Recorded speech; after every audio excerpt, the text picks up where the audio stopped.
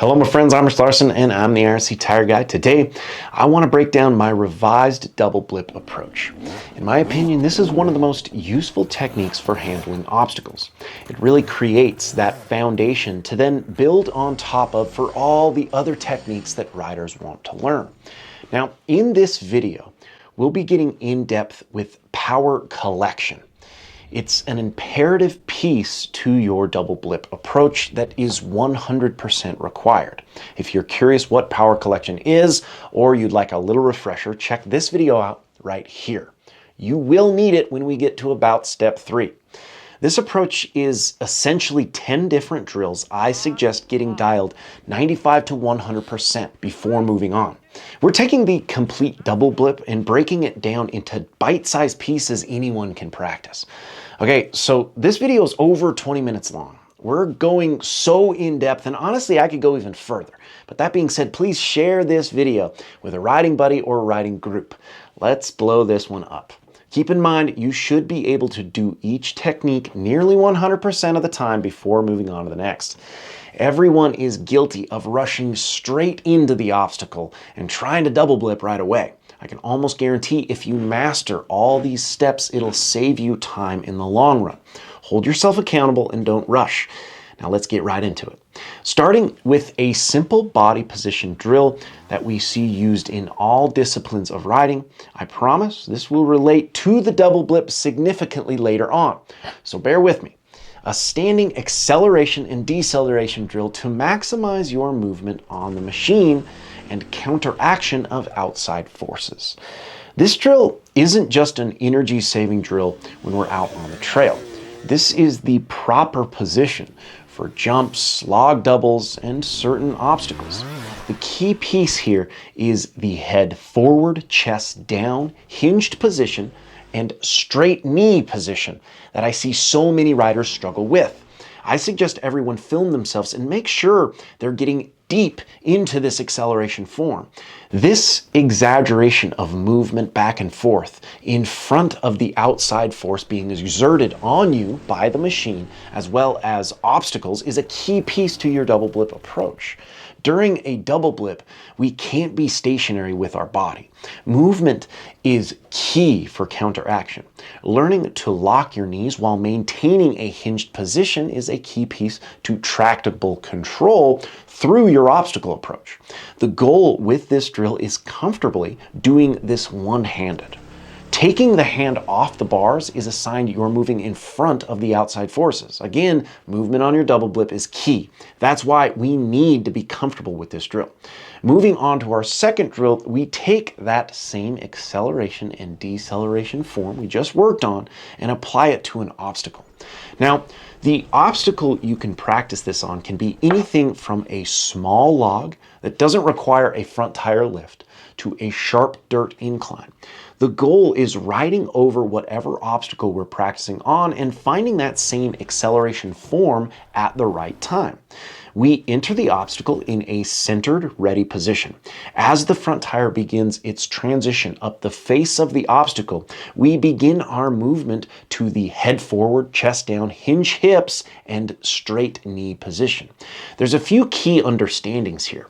One is the relation between the bike and body while hitting an obstacle. You and your machine are two separate objects in motion.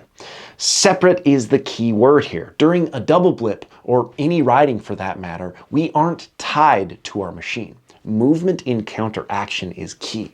As the front tire drives into whatever obstacle you're practicing this drill on, the forward momentum of your machine is hindered.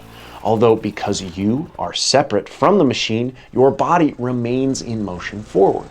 This hindrance of momentum to your machine from the obstacle helps us initiate our drive forward.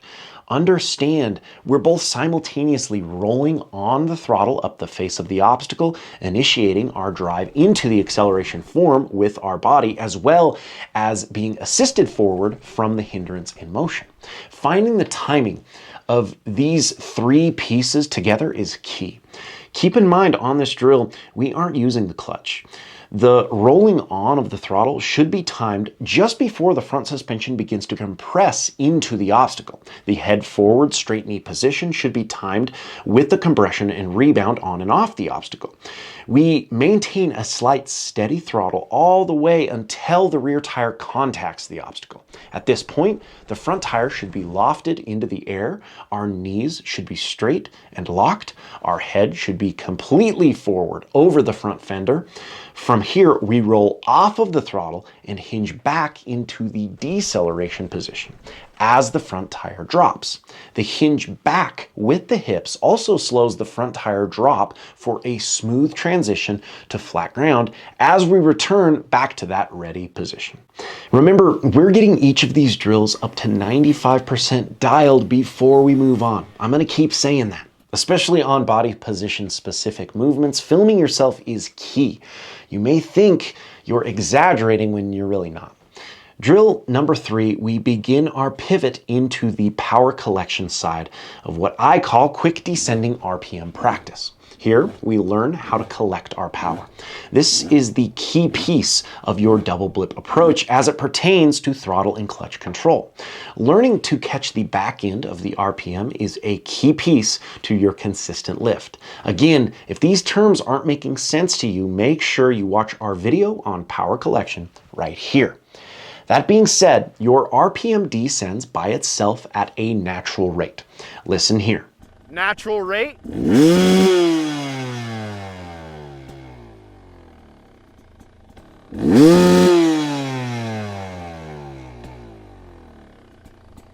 We are using our clutch to speed up the rate of descend and transferring that power to the ground. Listen here. We're speeding that up.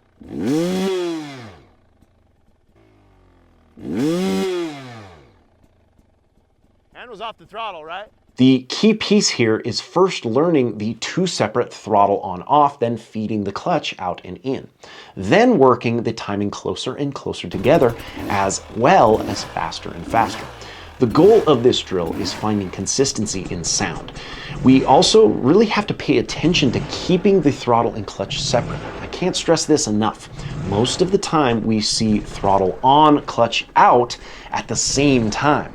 Even at speed, it should be on, off, out, in with the throttle, then the clutch. I'd suggest getting this dialed 100% before moving on. Each quick descend of RPM should sound identical.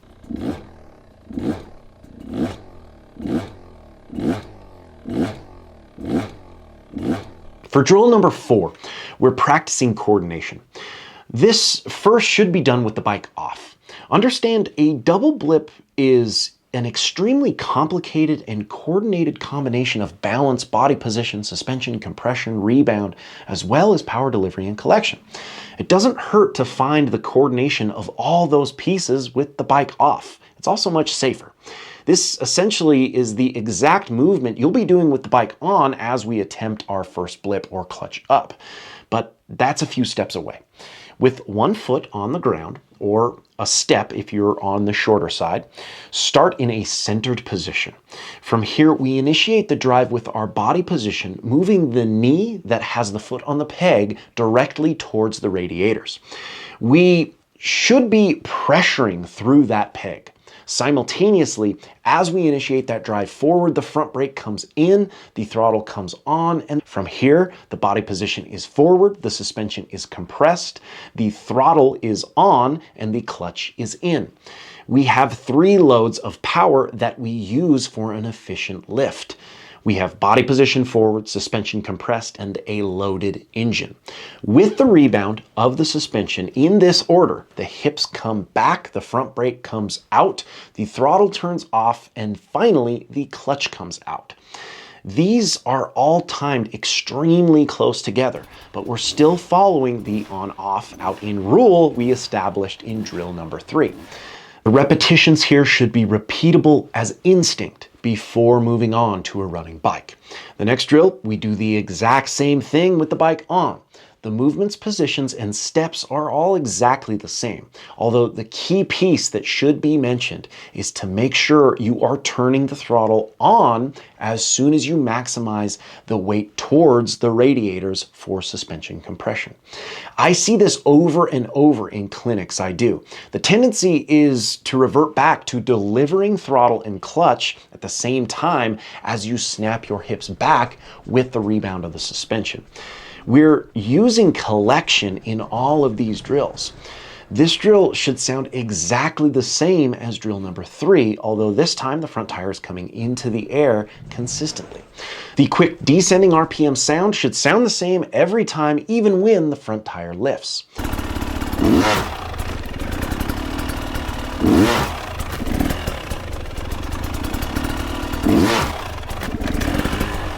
From here, we practice moving suspension compression and rebound.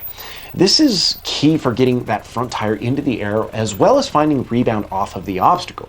This movement back and forth is an integral part of your entire approach. In this drill, we practice this movement on flat ground at a slow pace and time it with suspension. All we're looking for here is the ability to time our front brake or rear brake with the suspension compression. We aren't focused on a front tire lift yet. Now, I say front and or rear brake because I do suggest learning to do it both ways. Moving forward at a steady pace, we time our drive with our knees to the radiators with the input of the front or rear brake. Once we achieve the suspension compression, we then snap our hips back with the rebound. Now, there are a few key pieces here, and one is the knees. We should go into a locked knee position here.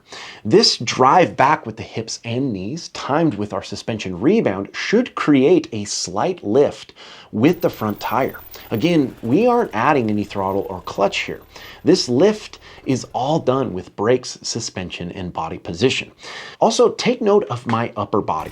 I'm not pulling on the handlebars towards my chest. I'm more hanging on the bars as I keep my hips back. This is a common mistake I often see, so try and avoid it. At this point, we should be ready to work on our clutch up. We're really putting 1 through 6 together, although the main pieces are taking the coordination work we did in drill 4 and 5 and the suspension compression and rebound drill we just worked on and putting them all together. The approach to the suspension compression should be identical to the previous drill. As we ride forward in a centered ready position, we have a slight steady throttle and the clutch is being feathered on the outside of the friction zone. Knees initiate the drive to the radiators and simultaneously the throttle comes on, the front brake comes in, and the clutch comes in. We've initiated the previously mentioned 3 loads. With the rebound of the suspension, we snap our hips and knees back while releasing the front brake and reducing the throttle. Then the clutch comes out. This all happens very close together, but remember, it should sound identical to our quick descending RPM. Your throttle and clutch hands are still going on, off, out, in. The common mistake I see here is again reverting back to inputting throttle as your hips come back with the rebound of the suspension.